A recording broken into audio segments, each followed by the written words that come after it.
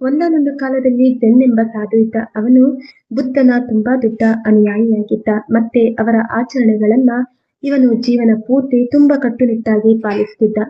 ಒಂದು ದಿನ ನದಿಯ ತೀರ ಸುತ್ತಾಡೋಕೆ ರಾತ್ರಿ ಸಮಯ ಬಂದ. ಆ ದಿನ ರಾತ್ರಿ ಅವರು ನದಿಯ ತೀರ ಸುತ್ತಾಡ್ತಿದ್ದ ಹಾಗೆ ಅವನ ಕಾಲು ಯಾವುದೋ ಒಂದು ವಸ್ತು ಮೇಲೆ ಬಿತ್ತು. ಮತ್ತೆ ಅದರಿಂದ ಜಜ್ಜಿದ ಶಬ್ದ ಬಂತು. ಆ ಸಾಧು ಇದ್ದಿದ್ದು ನದಿಯ ತೀರ. ಅದರಿಂದ ಅವನು ತಿಳ್ಕೊಂಡ, ನಾನು ಯಾವುದೋ ಕಪ್ಪೆಯ ಮೇಲೆ ಕಾಲಿಟ್ಟಿರ್ಬೇಕು ಅಂತ. ತುಂಬಾ ಬೇಜಾರಾದ. ಯಾಕಂದ್ರೆ ಜೀವಿಯ ಪ್ರಾಣ ತೆಗೆಯುವುದು ಬೌದ್ಧ ಧರ್ಮದಲ್ಲಿ ತಪ್ಪಾಗಿತ್ತು ಮತ್ತು ಪ್ರಾಣಿ ಹಿಂಸೆಯನ್ನು ನಿಷೇಧಿಸಲಾಗಿತ್ತು. ಅದರಿಂದ ಅವನಿಗೆ ನೋವಾಯ್ತು, ಪಶ್ಚಾತ್ತಾಪ ಕೂಡ ಆಯ್ತು. ಅದಾದ್ಮೇಲೆ ಅವನು ನಿದ್ದೆ ಮಾಡೋಕೆ ಯಾವಾಗ ಹೋಗ್ತಾನೋ ಅವಾಗ ಆ ಕನ್ಸಲ್ಲಿ ಕಾಣ್ತಾನೆ ನೂರಾರು ಕಪ್ಪೆಗಳು ಬಂದು ಅವುಗಳ ಜೀವನಕ್ಕಾಗಿ ಬೀಳ್ತಾ ಇರೋದನ್ನ. ಮುಂಜಾನೆ ಯಾವಾಗ ಅವನು ಎದ್ದೇಳ್ತಾನೋ ಆಗ ಅವನ ಮನಸ್ಥಿತಿ ತುಂಬಾ ಹಾಳಾಗಿತ್ತು. ಅದಕ್ಕಾಗಿ ಅವನು ಪುನಃ ಕಪ್ಪೆಯ ಬಳಿ ಹೋದ, ಆ ಸತ್ತೋಗಿರೋ ಕಪ್ಪೆನ ನೋಡೋಕೆ.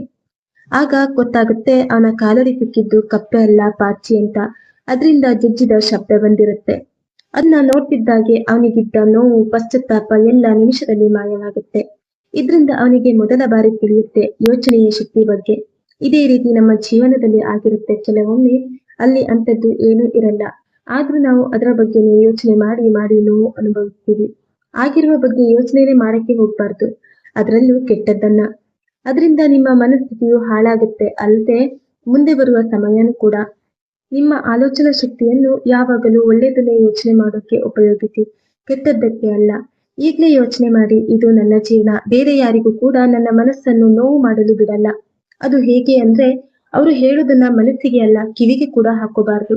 ನಮ್ಮ ಬಗ್ಗೆ ನಾವು ತಮಾಷೆಗೆ ಕೂಡ ಕೆಟ್ಟದ್ದನ್ನ ಯೋಚನೆ ಮಾಡಬಾರ್ದು.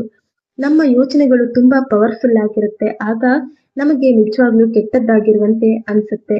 ನಾವು ಹೇಗೆ ಯೋಚನೆ ಮಾಡ್ತೀವೋ ಹಾಗೆ ನಮಗೆ ಪ್ರಪಂಚ ಕಾಣಿಸುತ್ತೆ. ಅದಕ್ಕೆ ಆದಷ್ಟು ಒಳ್ಳೆಯದನ್ನೇ ಯೋಚನೆ ಮಾಡಬೇಕು.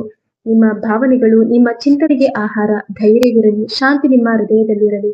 ಈ ಕಥೆ ನಿಮ್ಗೆ ಇಷ್ಟ ಆದ್ರೆ ಲೈಕ್ ಮಾಡಿ. ಇದೇ ರೀತಿ ಹೆಚ್ಚಿನ ವಿಡಿಯೋಸ್ಗಾಗಿ ಚಾನೆಲ್ ಅನ್ನ ಸಬ್ಸ್ಕ್ರೈಬ್ ಮಾಡ್ಕೊಳ್ಳಿ. ಹಾಗೆ ಪಕ್ಕದಲ್ಲಿ ಕಾಣೋ ಬೆಲ್ ಐಕಾನ್ ಅನ್ನ ಒತ್ತಿ. Thank you.